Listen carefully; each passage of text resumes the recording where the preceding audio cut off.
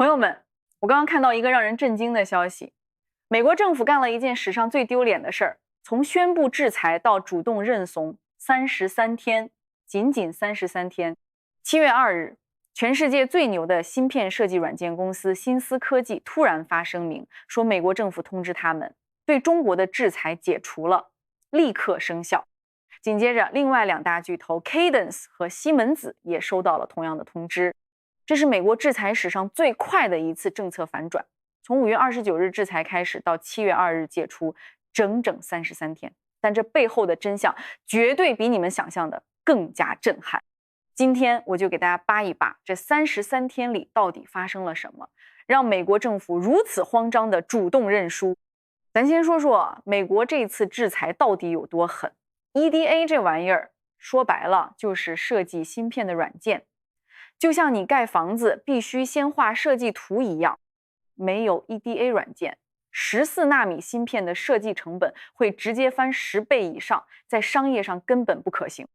更要命的是，全球这个市场被3个巨头完全垄断，新思科技占32%， Cadence 占30%， 西门子占13%，三家加起来控制了75%的市场。这什么概念？就好比全世界只有3家公司会画房子设计图，而且 EDA 软件不光是卖给你就完了，他们还得不断更新厂商长期在生产线收集实验数据，并以此持续性的为客户进行更新。在制裁期间，哪怕已经购买 EDA 软件的中国客户都存在技术更新、服务中断的情况。所以当5月29日制裁令一下达，中国芯片圈真的是哀嚎遍野。美国这一招确实够狠，直接釜底抽薪，试图彻底摧毁中国芯片行业。但接下来发生的事情彻底颠覆了所有人的认知。要理解为什么制裁失败，咱们得先看看历史。很多年前，一些埃及学者将苏联、日本、中国这种快速发展的工业社会称为技术输入型社会。他们认为，这些国家之所以能够快速发展，是因为本国技术与西方先进技术之间存在技术差，只要能够持续性引进西方先进技术，经济和社会就会得到发展。但这些社会一旦发展到与西方接近的水平，问题就会浮现。一方面，自身与西方的技术差异越来越小，获取先进技术的成本不断增加；另外一方面，长期对于西方技术的吸取摧毁了本国的研发能力。苏联在70年代走向衰落，日本在90年代走向泡沫，都有这个原因在里面。基于这个理论，美国在上世纪70年代对苏联施行了制裁，切断苏联进口海外先进机床之路。而在上世纪90年代，美国与日本签订贸易协定，摧毁了日本光刻机和芯片产业的市场。这些制裁都导致了相同结果，那就是高科技产业链条的断裂，随之而来的就是发展停滞以及一系列社会问题。但同样的方法在中国身上并未奏效。苏联是技术依赖型社会，缺技术也缺市场；日本是市场依赖型社会，有技术但市场被美国控制。但中国既有技术也有市场，而且还有14亿人的超大内需，制裁根本没法起到决定性作用。就以 DeepSeek 举例，在中国面临严峻制裁的前提下，中国无法获取最先进的英伟达芯片。所有人都认为大模型的最终比拼是算力的对抗，中国一定会失败。而 DeepSeek 则使用优化算法突破了这一观念。这不仅让美国 AI 产业界感到震惊，也让美国政策制定者感到绝望。一些反思派认为，制裁推动了中国技术产业的发展。当你修建一堵100米的高墙，企图围困中国人的时候，他们活下去的唯一办法就是建一条101米的梯子。可怕的是，中国有无数的企业和人才，他们总能想办法把这个梯子建起来。华为就是最好的例子。2020年华为遭遇制裁之后，西方 EDA 厂商就停止了对华为供货。2023年，华为宣布经过数年的研发，华为基本实现14纳米以上 EDA 工具国产化。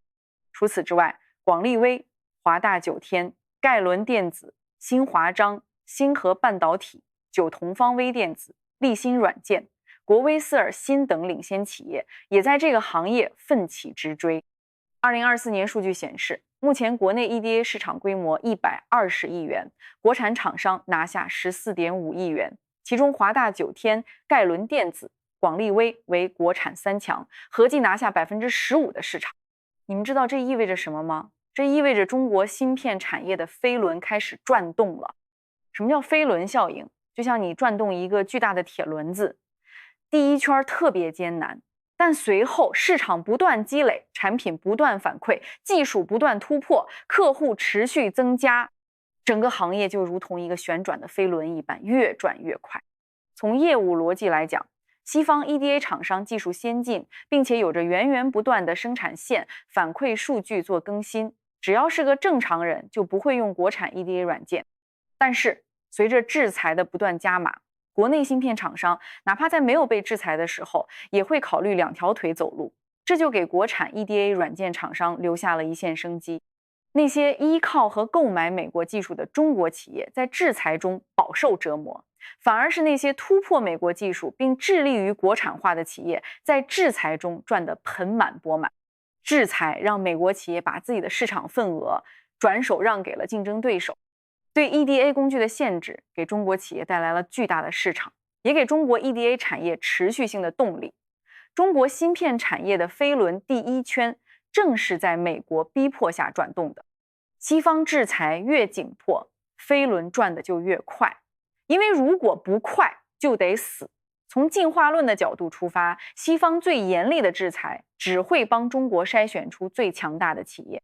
虽然 EDA 限制已经解除，但中国芯片企业在经历了这一轮危机后，一定会更加关注国产 EDA 软件，以确保自身在未来的可持续发展。美国制裁的解除意味着美国决策层已经开始认识到制裁政策的问题。过去一段时间，中美贸易纠纷的关键问题是之前一群研究日本和苏联的专家主导了美国政策，他们试图用解决苏联乃至解决日本的思路来对抗中国。中国不是苏联那种技术依赖性社会，也不是日本那种市场依赖性社会。中国既有技术，也有市场，足够支撑其产业的发展。随着极限施压的失败，中美关系将会走向一个新的路径。之前研究苏联和日本的专家在本轮贸易战中失去了特朗普的信任。美国政府已经认识到中国与日本不同，也与苏联不同。美国之前的对华政策是由研究苏联和日本的老专家制定的，他们携冷战胜利的余威把持了美国外交学界，试图用冷战的剑赢今天的仗。而未来的对华政策才是由研究中国的新一代专家制定的。